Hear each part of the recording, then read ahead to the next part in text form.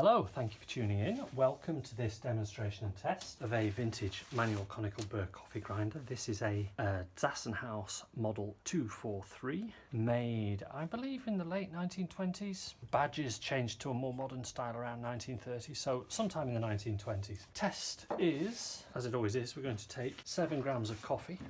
We're going to set the grinder to its finest setting. The adjuster's on the base of the mechanism here. And we're going to see how the grinder does, both for the speed of the grind and the fineness.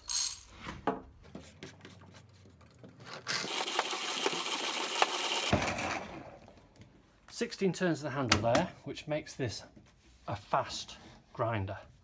Let's have a look at the grind.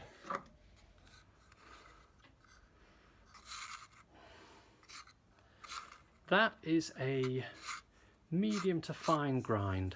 Great for drip coffee.